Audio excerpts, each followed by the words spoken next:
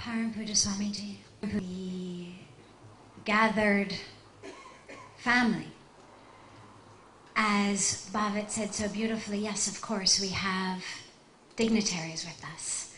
And yet, here in this mandir, not just the mandir that's the physical four walls, but the mandir, the temple of love, of devotion, of unity, the dignitaries become family as well. So the family becomes dignitaries and the dignitaries become family. It's a wonderful, wonderful honor and blessing and joy to be here with you all, and a particular blessing to be here on the anniversary of the day that we can give thanks that Pujya Swamiji chose to come here. The rest of us take birth because we don't really have much of a choice. And yet, for the saints, it is a choice. And it's a choice that those of us who are his disciples, his devotees, thank him for on a daily basis. And yet, on a day like today, which marks the anniversary of it, it's always a very special time for us to remember to say thank you, and for us to gather together and to say thank you together. The theme of the evening is renew and rejoice. The first question that needs to be asked is, what is it that needs to be renewed? When we talk about renewing ourselves, what is it within us that needs to be renewed? It's certainly not the physical body. The physical body is constantly and continuously renewing, regenerating itself over a period of hours and days and weeks and months. Every cell of our body is regenerating. Our skin cells take merely a matter of a few weeks. Our blood cells take a few months. The cells of our internal organs take a year or two. But within a period of 7, 8, 9 years, every single cell of our body has been renewed, has been regenerated, is brand new. So what is it then that needs to be renewed? Our spiritual connection, our anchoring. Most of us, sadly, look at where we are today, look at any problems that we face, any challenges that we face, and we tend to blame them on things that happened in the past.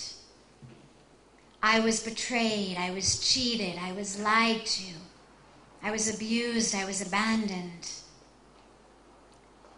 And yet, for most of us, all of that took place way more than 7 or 8 or 9 years ago. Which means there's not one single cell in our being today that was betrayed. Not a cell of our being today that was cheated or lied to or abused or abandoned or neglected. So what is it then? It's nothing more than patterns of energy, habits of energy in our brains that say, I'm a victim. Because if somebody says, well, I was betrayed, or I was cheated, or I was lied to, or I was abused, you say, where is that I? Who is that person? That person doesn't exist anymore. Every cell that went through that difficulty, every cell that was victimized or treated unfairly or whatever life deals us, is gone. It's been renewed. So all that remains is these patterns of energy in our mind, in our brains, habits of energy that say, I'm a victim, I'm worthless, I'm useless, whatever it is. I'm a failure, I get the short end of the stick. They're just patterns of energy in the brain. And then the question becomes, well, can that also be renewed? Can we also change our brains? Up until 15, 20 years ago, scientists thought the brain couldn't be changed. That after adolescence, when it was fixed, it was too late. At that point, all we could do was medicate or operate. And yet, in the last 10 or 15 years, we've realized it's the exact opposite. The brain is constantly changing, constantly adapting, constantly renewing itself. If I tape these two fingers together for 1 week, my brain will change accordingly. If I'm used to wearing shoes and I go barefoot for 1 week, my brain will change accordingly. If I'm right-handed and I spend a week using my left hand, my brain will change. So many studies tell us that meditation changes the brain. So we know it's possible. The question is, we have to have the courage to do it. The courage to renew. There's a wonderful story of a company in which one day all of the employees of the company show up at work to find a memo on their desk. And the memo on the desk says, the person in this company who was holding you back, who was hindering you, who was responsible for your failures, has passed away. The funeral will be today at 12 noon. Please come to the conference room. And all of the employees are thinking, wow, it's so sad that someone's died, that a fellow colleague has died. But who was it? Who's been holding me back? Who was this person that was the cause of my failures? So at 12 noon, all of the employees file into the conference room. There's soft music, there's flowers, there's a coffin. And as each of them approaches the coffin to look inside, to see the person who sadly they're dead, but thankfully they're dead, who had been holding them back, they look inside the coffin and they see a mirror. And next to the mirror is a sign that says, no one other than you can hinder your progress. No one other than you can hold you back. There's a type of bird called a quail, which I don't know how many there are here. In America, there's lots and lots of them. And they're a beautiful type of bird. But one of the interesting things that quails do is, although they're birds and they can fly, they tend to spend most of the time waddling on the ground in packs. And if you've ever come upon a pack of quails as you're driving, what you'll find is that together in this pack, they waddle and they waddle and they waddle, and the car gets closer and closer, and they start to waddle and waddle faster and faster, more and more panic-like. And not until the moment where the car is actually going to run them over does one of them seem to get this spark that says, I can fly. And suddenly, out of this pack of waddling birds, one of them starts to flap its wings as the car is just about to hit it, and it flies.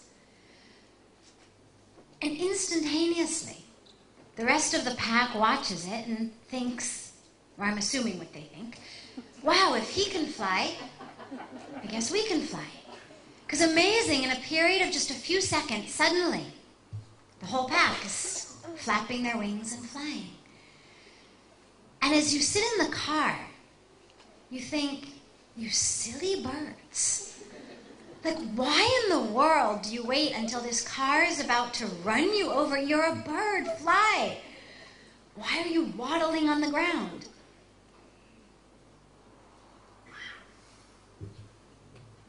And yet, we laugh when they're waddling quails, but that's what we do. We have that spark within us. We have that ability within us to fly, to achieve, to attain, to go, to reach, to renew, all of it. And yet, tragically, we spend most of our lives waddling on the ground until we get to the point where it becomes life or death.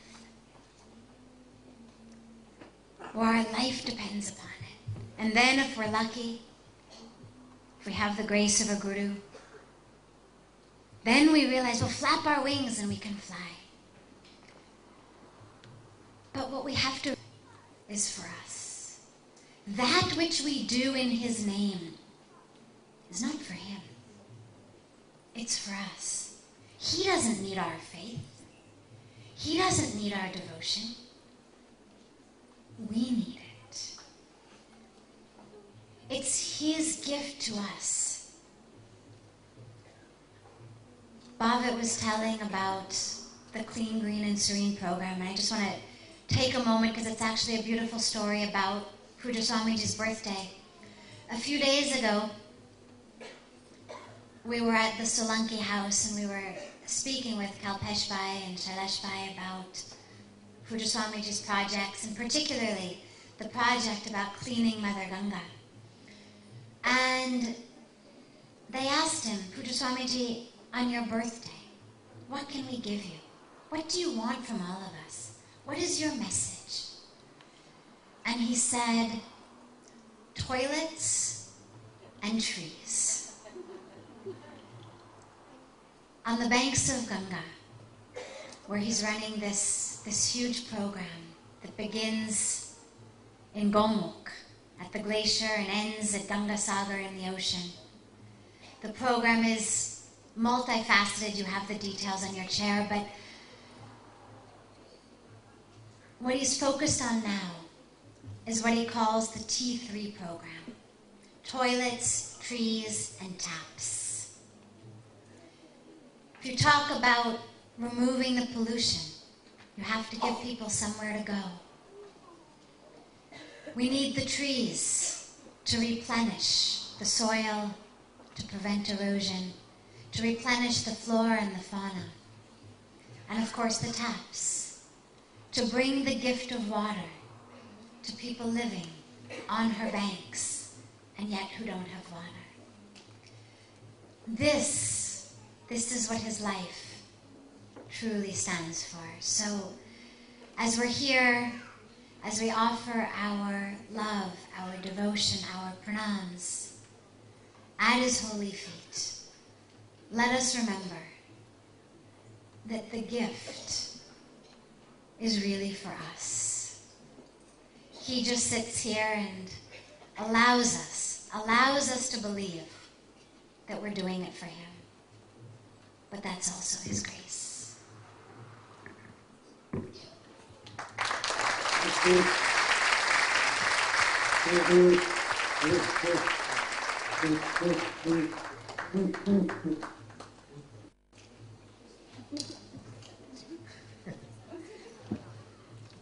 Thank you very much, Sadhvi Bhagawati. That was a fantastic start to the evening.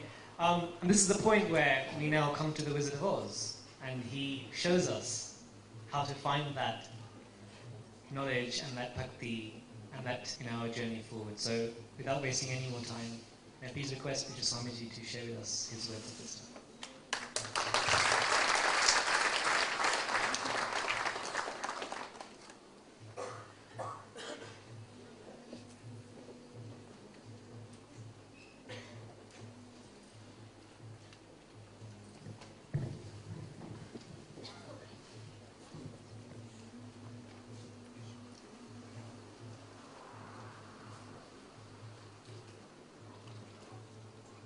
मंगलम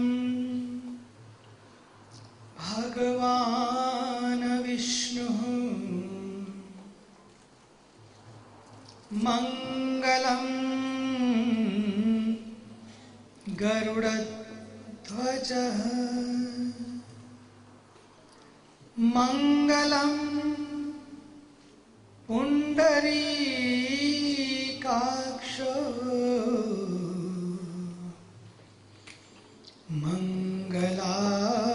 मंगलायतनो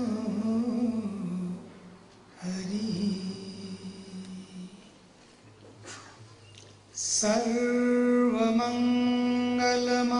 सर्वमंगलमांगल्ये शिवे सर्वार्थ साधिके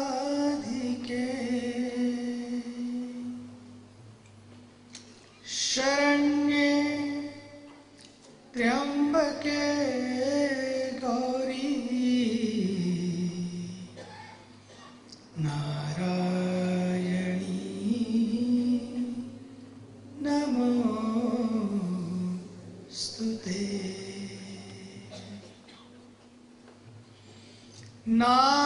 नारायणी नमोस्तुते नारायणी नमोस्तुते ब्रह्मा मुरारे त्रिपुरान्तकारी भानु शशिभूमिसुतो बुधश्च गुरुश्च शुक्रः शनिराहुकेतवः सर्वे ग्रहा शान्तिकरा भवन्तु सर्वे ग्रहा शान्तिकरा भवन्तु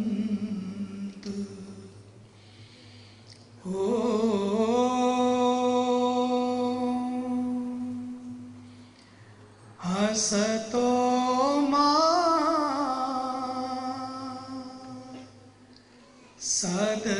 सद्गमय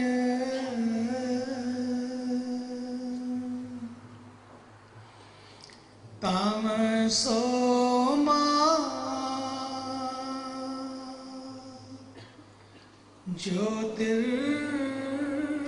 ज्योतिर्गमय मृत्योरमा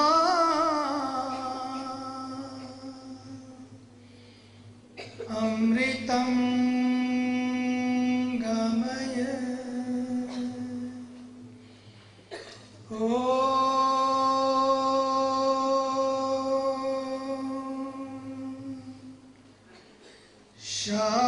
शांति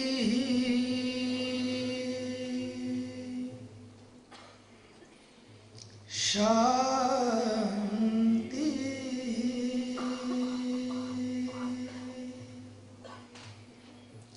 शांति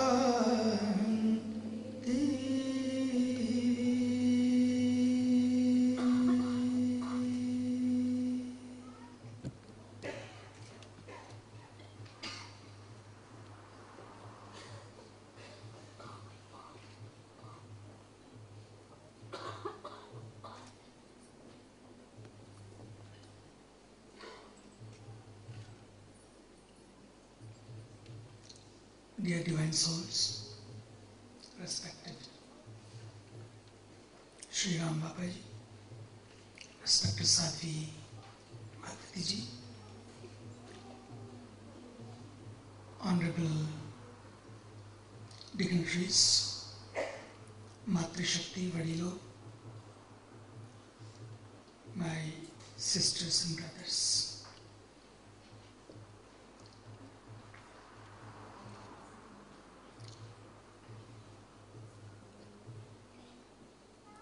Today, for me, is a day of contemplation.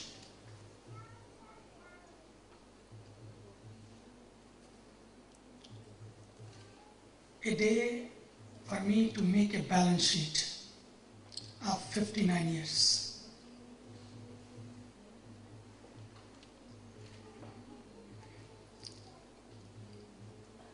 When I look back, I was only 8, had the divine touch of the spiritual master. It was not that I planned something to be here on this path. It happened.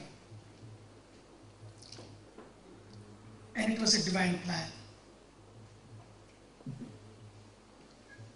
Sometimes we can't understand the divine plan. Plan is very big. And our vision is tunnel. We cannot see the plan, we cannot understand the plan. But plan is there. Some accept the plan after going through the pains and sufferings. Some understand the plan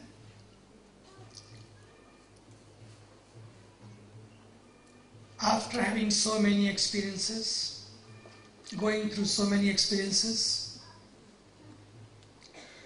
But to me, I was very lucky. I didn't have to even understand the plan. I just followed the plan.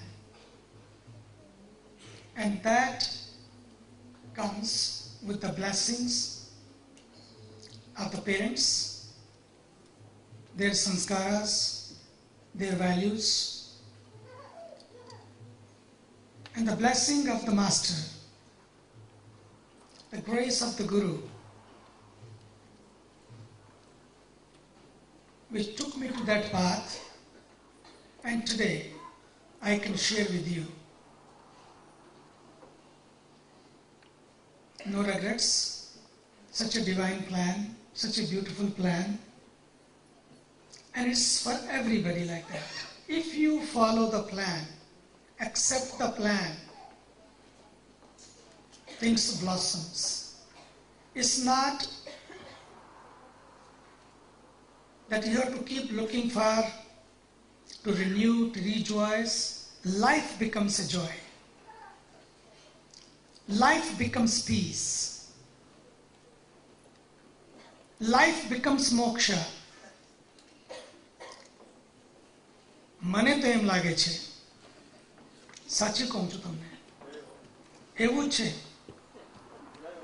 આપણે થાકી જઈએ છીએ, ભાંગી પડીએ આપણે, પહોંચતા ક્યાં પણ નથી. But I today want to share with you all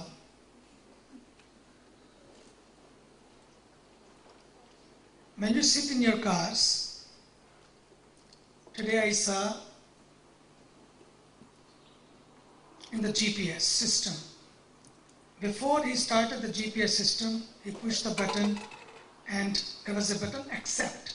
The moment he pushed that button accept, GPS was on. And we came all the way without asking anybody. Just follow the direction. The best, the fastest calculated route. But if you follow the divine plan, for that also you have to push the button accept.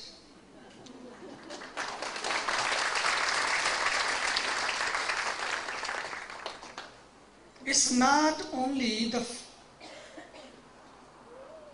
fastest calculated route, but it's the best calculated route. In that GPS system, global positioning system, the set through satellite takes you there to your destination. Here, God's perfect system, this GPS takes you also not only to the destination, make your destination full of peace, full of joy, and full of happiness. It's not that you reach the destination and you are happy. Maybe you will be happy for a few days. When the holiday is over, happiness is over. When the honeymoon is over, happiness is over. હું તો જોઉં છું 7 વર્ષ સાથે સાથે ફરે અને લગ્ન થાય થોડા દિવસ પછી હાની પણ નથી રહેતો અને મૂન પણ નથી રહેતો. This happens. અને મને ખબર નથી પડતી કે 7, 8 વર્ષ સાથે રહેલા એવી ક્લોઝ ફ્રેન્ડશિપ લગ્ન થાય પછી શું થઈ જાય છે ખબર નથી પડતી મને. I think somewhere we go wrong. That's why we have to go back to our roots. We keep looking, we say, you are not the same. After marriage you changed. 8 years he didn't change. And after marriage you changed. Let us go back. Go back to your roots. Go back to your values. What you see in that change? Same man, same beautiful woman. I asked somebody, he said, you will not understand this. I said, you will not understand this? You don't know. You will not understand this. Life is not that easy. I remember when I went to America first time, 31 or 2 years ago, I was in Hollywood. It happened, I was invited for one sweet 16 birthday. In America is very big thing there, sweet 16 birthday. 16 વર્ષની છોકરી થાય તો sweet 16 birthday. And I was there. And because it was Hollywood, you can expect people from Hollywood because this mention also belonged to somebody who did so much for Hollywood. So it happened that we were there celebrating that sweet 16th birthday, and one Miss Universe came.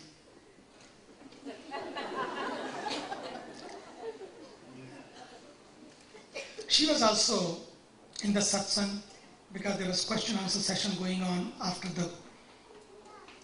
this sweet 16th birthday, and she was listening very carefully. She asked the host, I want to talk to this holy man. Came to me, talked to me, gave her time.